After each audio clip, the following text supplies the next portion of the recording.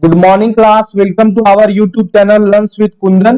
आज हम लोग UGC NET JRF June 2024 commerce paper 2 का टॉप 1000 एमसीक्यू सीरीज का क्लास 7 है।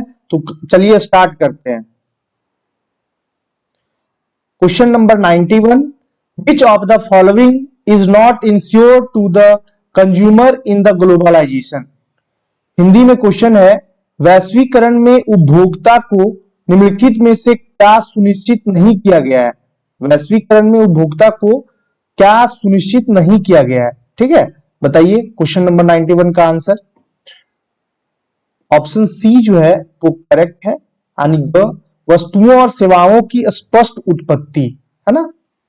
ग्लोबलाइजेशन में कंज्यूमर को इंश्योर नहीं करवाया गया है। Option C, clear origin of goods and services, clear origin of goods and services. ये आपका स्क्रीन पे ऑप्शन सी जो है वो करेक्ट आंसर है, स्क्रीन पे आपको दिख रहा होगा। Next question number 92, from the following modes of international business identify the mode which strategic alliance. कौन सा जो है वो स्ट्रेटेजिक अलायंस का मोड है, बताइए। क्वेश्चन नंबर 92 का आंसर कीजिए। ज्वाइंट वेंचर क्या है? Correct option joint venture. Joint venture यानी कि संयुक्त उद्यम, ठीक है। और स्ट्रेटेजिक अलायंस क्या होता है? तो स्ट्रेटेजिक अलायंस जो होता है वो होता है कि बहुत सारी कंपनियां एक सिंगल ऑब्जेक्टिव पे वर्क करती है, यानी कि साथ में मिल करके काम करती है, एक सिंगल ऑब्जेक्टिव पे वर्क करती है। लेकिन सभी कंपनियां का अपना अपना खुद का आइडेंटिटी होता है, वो ना ही मर्ज होती है ना ही उनका एक्विजिशन होता है। सभी का खुद का आइडेंटिटी होता है बट कॉमन गोल पे वर्क करती है, उसको हम लोग स्ट्रेटेजिक अलायंस कहते हैं। और ये ज्वाइंट वेंचर जो है वो 92 का करेक्ट ऑप्शन है। ठीक है, ये आपका स्क्रीन पे joint venture. Next question number 93, in the context of globalisation Levitt thesis mean. Globalisation के कंटेक्स्ट में लेविट थेसिस का मतलब क्या है, बताइए इसका मतलब क्या है। क्वेश्चन नंबर 93 का आंसर कीजिए। क्वेश्चन नंबर 93 का ऑप्शन ए जो है वो करेक्ट है। Standardisation strategy to respond to the world wide homogeneous market and expand the market through aggressive low prices. Hindi में है, विश्वव्यापी समरूप बाजार का जवाब देने और आक्रामक कम मूल्य निर्धारण के माध्यम से बाजार का विस्तार करने के लिए मानकीकरण रणनीति। ठीक है, तो ऑप्शन ए जो है वो करेक्ट ऑप्शन है। ये आपका स्क्रीन पे आंसर रहा। Next question number 94, which of the following section of company act 2013 facilitate amalgamation absorption and reconstruction of the company, बताइए। Amalgamation absorption and reconstruction company act 2013 के अनुसार जो है, बताइए which of the following section, कौन सा section में है। इस सेक्शन का बात किया जा रहा है ना, तो section 319, section 319 option number A जो है वो करेक्ट है। और सभी क्वेश्चन जो है वो एग्जाम के पॉइंट ऑफ व्यू से बहुत ही इंपॉर्टेंट है।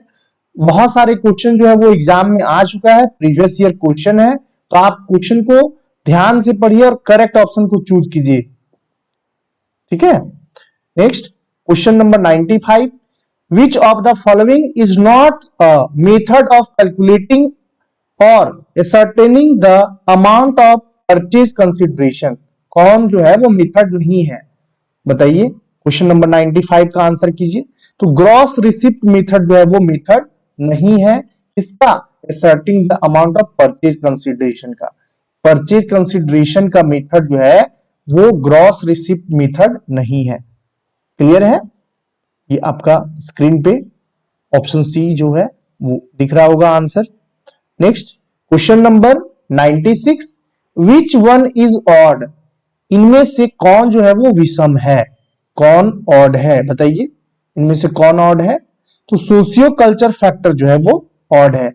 Economic policy, economic planning, macro economic scenario, ये सभी जो है वो कहीं ना कहीं रिलेट करता है, बट सोशियो कल्चर फैक्टर अलग चीज है। यानी कि सोशियो कल्चर फैक्टर क्या होता है, तो अलग अलग जगह पे अलग अलग पहनावा ओढ़ावा, टेस्ट, खान पान, भाषा के आधार पे ये सोशियो कल्चर फैक्टर में आ जाता है।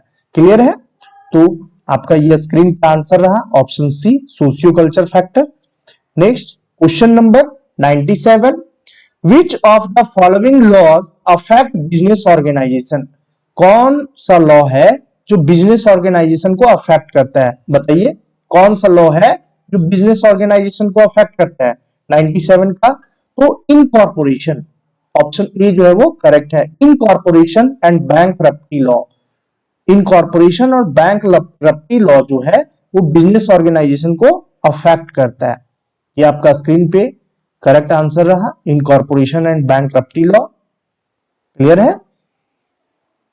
Next question number 98, according to FEMA foreign exchange does not include.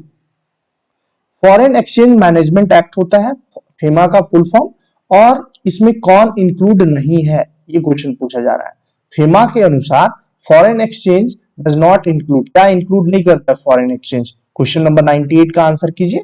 तो फॉरेन एक्सचेंज जो है वो option D, draft drawn by bank outside India and payable in foreign currency, ये जो है फेमा के अनुसार इंक्लूड नहीं करता है। एक्सचेंज, फॉरेन एक्सचेंज में ये इंक्लूडेड नहीं है। क्लियर है? कोई डाउट है इसमें? स्क्रीन पे ये आपका आंसर रहा, draft drawn by banks outside India payable in foreign currency. Clear है? Next question number 99, which one of the following is not correct according to the Consumer Protection Act? Consumer protection act के according, है ना, consumer protection act के according कौन सा correct नहीं है? Question number 99 का आंसर कीजिए। तो ऑप्शन सी जो है, district forum shell consist of 4 member, ये करेक्ट नहीं है। क्लियर है? ये आपका ऑप्शन सी जो है वो स्क्रीन पे दिख रहा होगा। Next question number 100, maximisation of firms growth rate subject to managerial and financial constraint as one of the important alternative objective of specially large business corporation was pleaded by, यानी कि based on. बताइए, विशेष रूप से बड़े व्यावसायिक निगमों के महत्वपूर्ण वैकल्पिक उद्देश्यों में से एक के रूप में प्रबंधकीय और वित्तीय बाधाओं के अधीन फर्म की विकास को अधिकतम करना किसके द्वारा प्रस्तावित किया गया था? बताइए किसके द्वारा प्रस्तावित किया गया था? 100 का आंसर कीजिए। 100 का ऑप्शन बी जो है, रॉबिन मैरिस, ऑप्शन बी जो है वो करेक्ट है। ये प्रीवियस ईयर क्वेश्चन है, इंपॉर्टेंट है एग्जाम के पॉइंट ऑफ व्यू से, बहुत ज्यादा इंपॉर्टेंट है। ये आपका स्क्रीन पे ऑप्शन बी जो है वो दिख रहा होगा। और नेक्स्ट क्वेश्चन में हम लोग चलते हैं।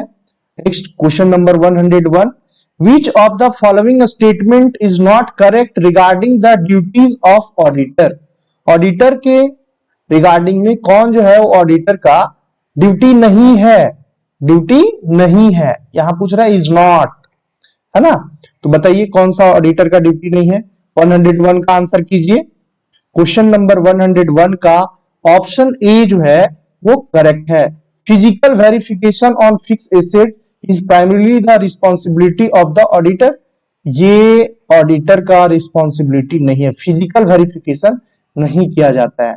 और ये आपका स्क्रीन पे ऑप्शन ए जो है वो दिख रहा होगा, करेक्ट आंसर है। Next question number 102, which of the following is not a part of the process of management audit? कौन जो है मैनेजमेंट ऑडिट का पार्ट नहीं है? मैनेजमेंट ऑडिट प्रोसेस में पार्ट नहीं है, बताइए कौन सा नहीं है? क्वेश्चन नंबर 102 का आंसर कीजिए। Option D, investigating the depreciation method and its application on fix assets in the company, ये पार्ट नहीं है।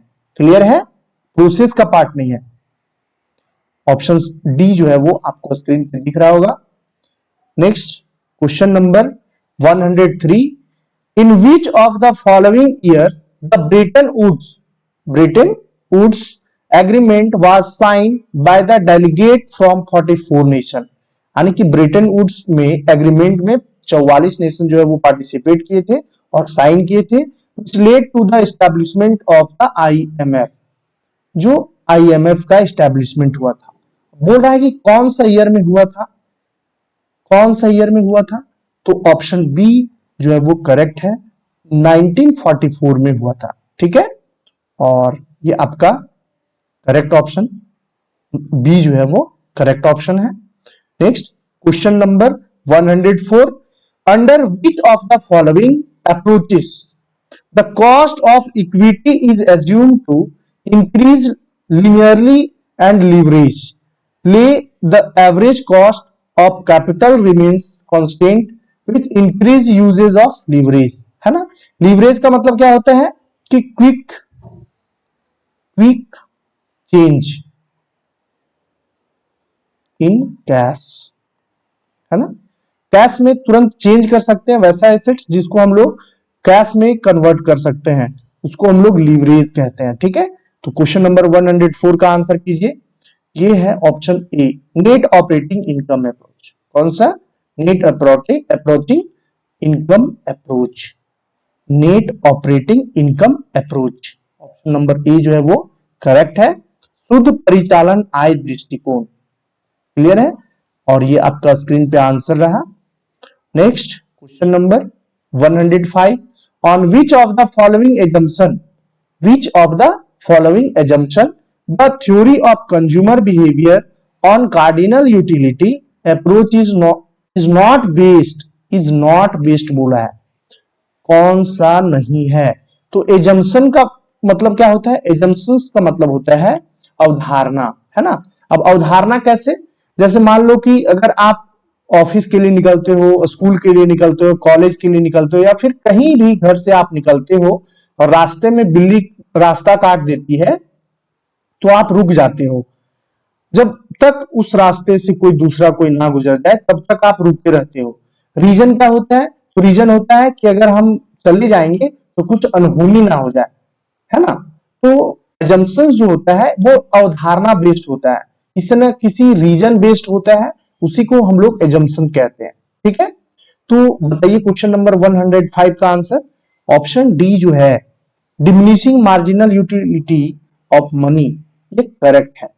ऑप्शन डी जो है वो करेक्ट है, और ये आपका स्क्रीन पे आंसर रहा, option D, diminishing marginal utility of money.